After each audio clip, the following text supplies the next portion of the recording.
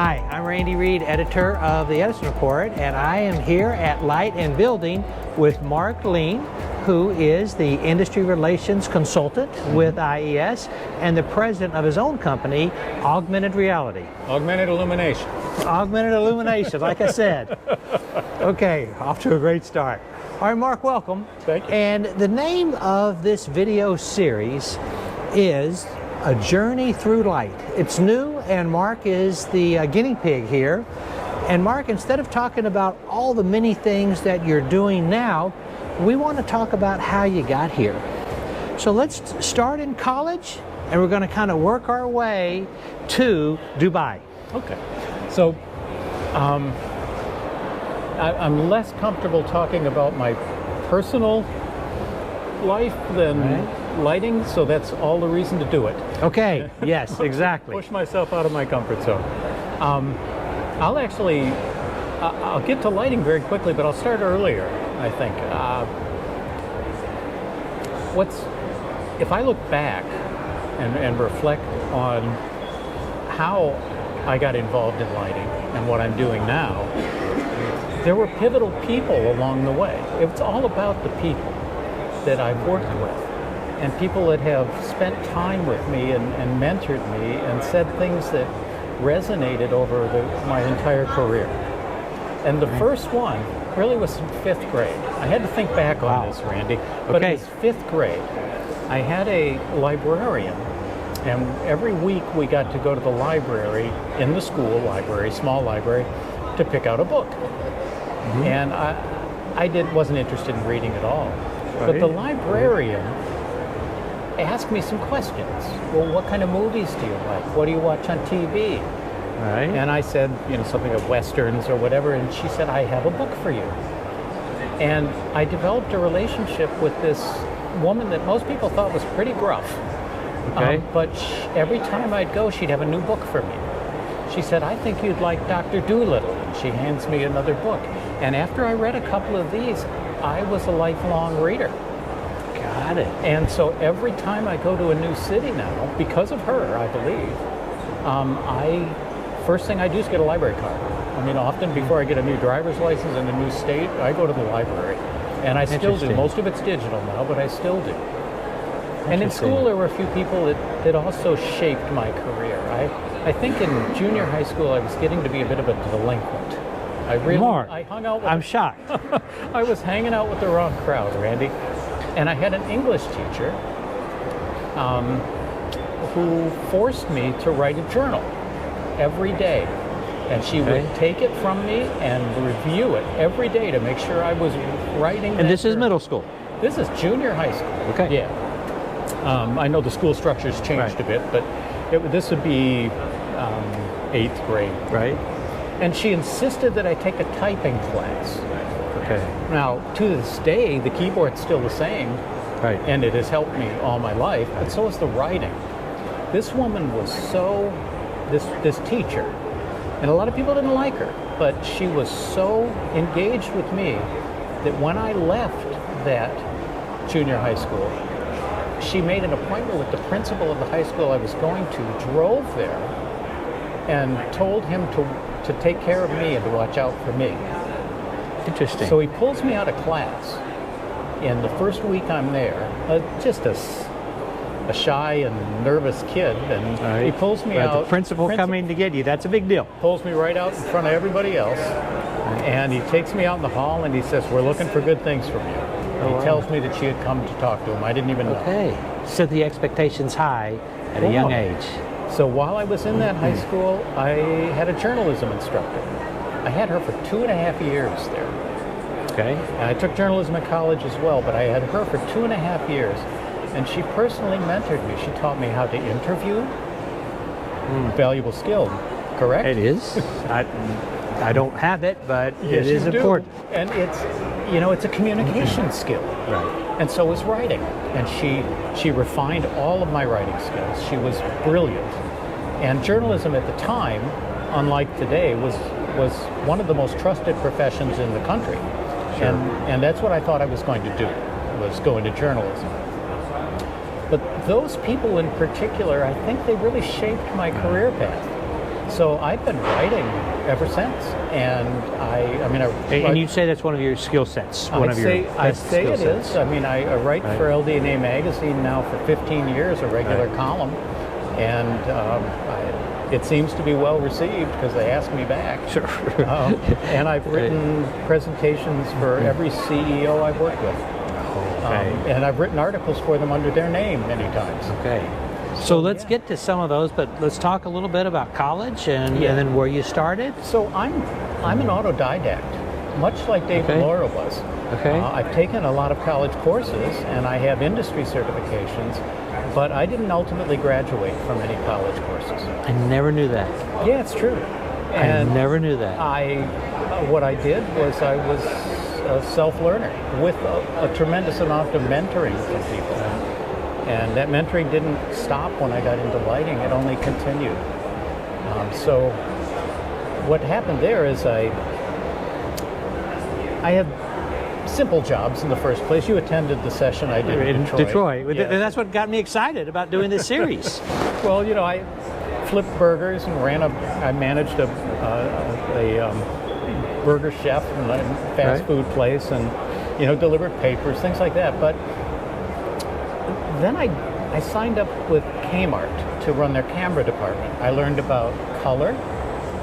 I learned about intensity of light, light meters, right? Sure. And all of these things cumulatively started to build a knowledge base. And I didn't know it at the time. It's only reflecting back that you have that perspective. But at that point, I was able at Kmart to attain one of the goals that I wanted, which was to buy some land and to move into a wooded area and In what city? have a house.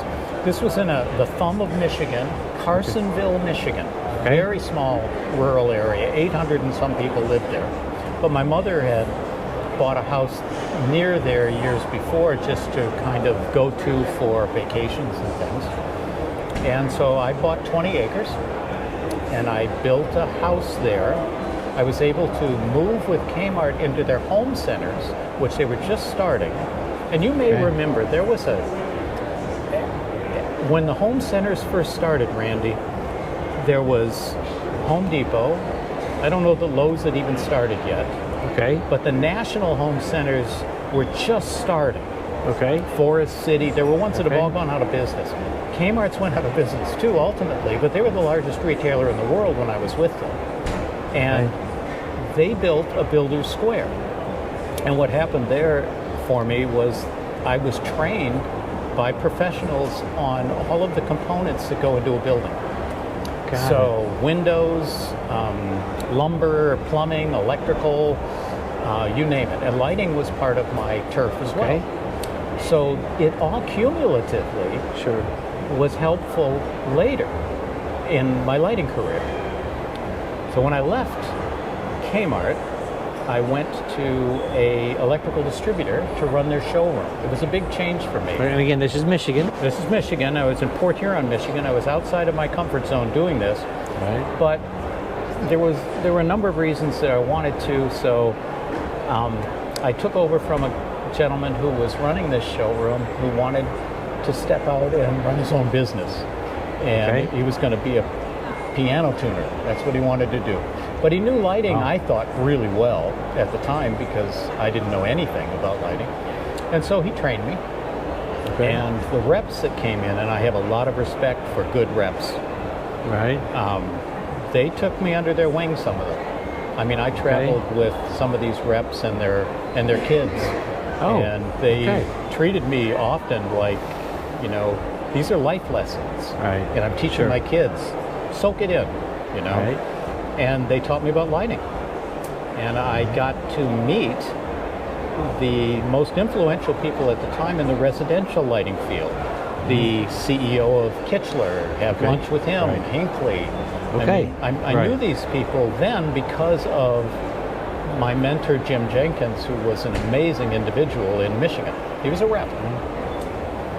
So that got me really interested, but after I had been at that company for just a year, the commercial lighting guy got in a fight with the owner. It was a family-run company. And some of the family they were just wonderful.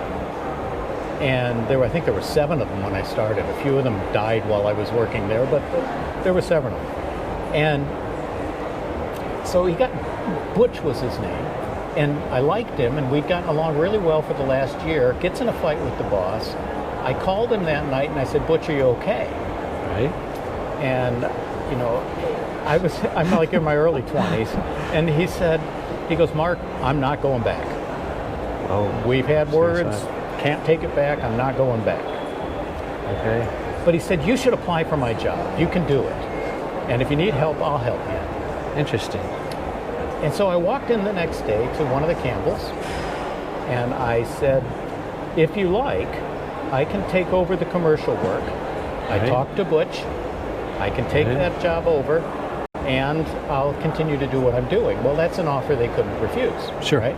So over time, I got an assistant, and we were very successful in getting a lot of commercial bids. And then the T8 thing came along, and we had electronic ballasts and T8s. All right, I remember those days well. And I saw an ROI advantage there, so I started designing some of those jobs and doing energy retrofits. A gentleman from Sylvania Lighting Services took me under his wing, taught me how to do energy audits. And he was the head of the regional Sylvania Lighting Services at the time. All of these people took their time to mentor me. I hope I've done the same for people along the way, Randy. And I know you have. Well, I hope so. But he helped me tremendously. And I started doing the audits, and then software started to be developed. Dave DeLora was doing Lumen Micro, and Holophane had a program called CALA. It was a DOS-based lighting design program. Computer-aided lighting analysis, it was called. Well, computers were huge still, and there were dummy terminals at desks and main servers, but I thought, this is going to happen, these computers. I'm going with this. So I went to Ohio State, the company that I was working for, the distributor that they had the showroom. They supported Ohio State. I learned about how to do lighting design on software. And it was you were ahead of your time. It was the first class at Ohio State. There was the head of utilities for Detroit Edison was there, Grand Trunk Railroad. There was a bunch of people. So I spent a week there. I learned this software. I came back and I started designing for the local architects and engineers. And they loved it because somebody did their work for them. I'm sure. And I said, well, I am working for a company, so obviously I have to get these orders. So I will do these for you, but we have to have some relationship where I get the business. And so they would give me the business. And it got to the point where I got a call from a woman once who identified herself as the wife of one of my competitors, who said there was no business left in that town because I'd locked it all up. Interesting. And I'd never... The wife calls you. Yeah, the wife of the competitor. Because her husband couldn't get any jobs. And I thought, well, I had no idea. I'd never even thought of that aspect of it, right? But it was pretty successful, so the company was happy. So they told me that they'd like to invest more in lighting, and would I be interested in building a showroom? So we hired the designers from the Disney stores that were doing all the Disney stores in the malls. JGA Associates out of Detroit. And I worked with them, and we built a spectacular lighting showroom. I had aroma machines in the vignettes. So in the kitchen vignette, it was fresh baked bread.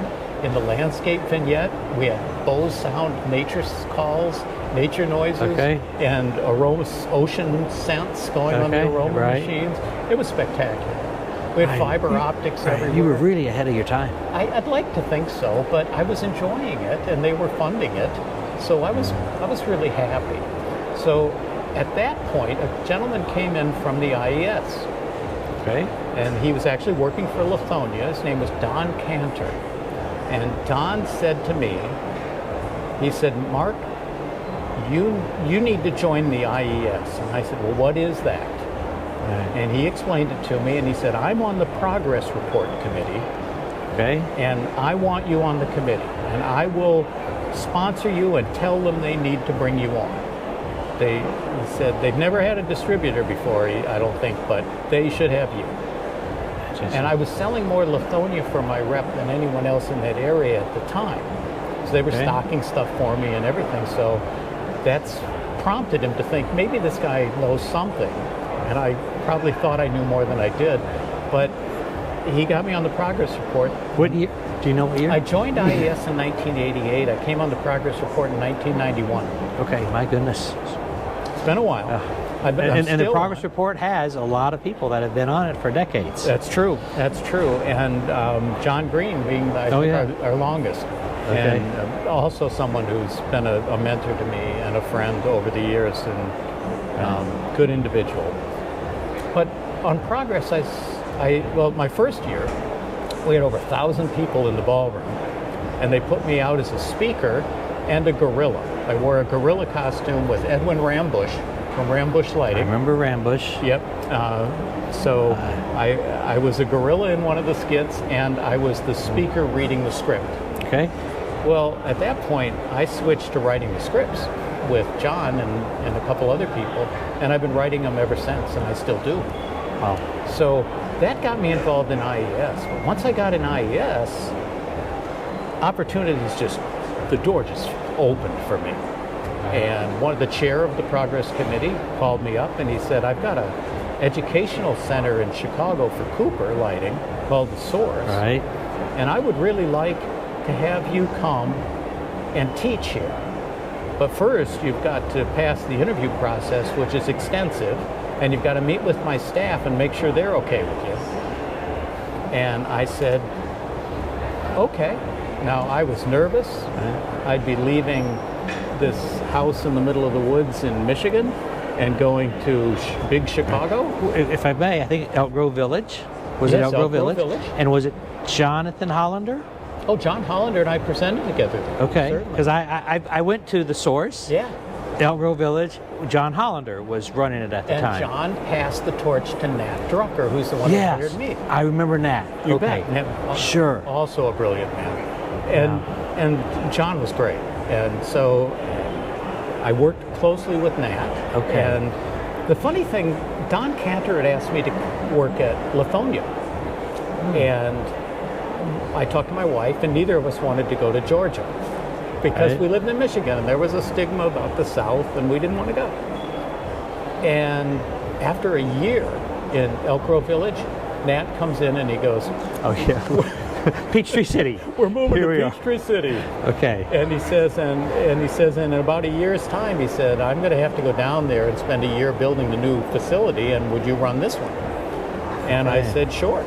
So I ended up running The Source in Chicago while Nat spent a year setting up the new one.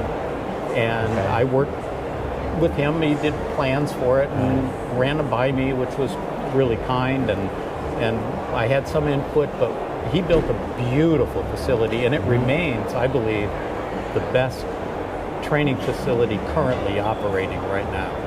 Okay. I mean, Neela Park was fantastic. The Hubble Lighting Solution Center was incredible, but those aren't working anymore. They just aren't what they were. So Cooper's kept it up. But anyway, I was at Cooper for quite a while. I ended up running it after Nat got in a fight with one of the owners. Right? It wasn't actually a fight. He taught me a life lesson, and maybe this is something that someone could find valuable. He was in a meeting with the corporate board, and the president of the lighting division was going around the room introducing his staff, his directors, and he got to Nat and he said, "Man, I don't think I know really what you do." Okay. And Nat walked in and he goes, "Mark, I've made a big mistake. I don't like talking about myself and promoting myself, but I think I better start because he doesn't know what I do, and if my boss doesn't know what I do, I'm not going to last long." 2 days later, I'm walking him out to his car with his boxes. Wow. And I was the only one who'd walk out with him, I think, at the time, because it was rather abrupt. Wow. And someone else took over. They brought somebody from another department, put them in place. But eventually I ended up running that one as well in Peachtree City. Okay. And I have a quirk about me that if I do something for too long, I get bored. Right. And when I walk into a job and I say, you know, this is a lot like yesterday, Right. that's time to move on. Because one thing I'm absolutely certain of is you never learn in your comfort zone. That's the stuff you already know. Interesting. So you hear about Greenville, South Carolina. So, well, actually a recruiter called me while I was at Cooper at my desk and said, Hubble Lighting wants to build a training center to consolidate all of their 20-some brands, and they need somebody to run it. Would you come and meet with the president of the lighting division? And I said, sure. Glenn? Scott Muse. Scott Muse, okay. Good man. And I learned a lot from Scott, too. But there were a couple people who preceded me from Cooper going to Hubble. So I had a couple of people that I knew there. Okay. Bill Foley, Dick Lopes, some other folks. Okay. And I was able to call them and say, how is it there? And how's Scott? And all of this. And I went and met with him. And 5 other people. It was a day-long interview. Right. Got in the car. And I said to my wife, I think I've got it if I want it.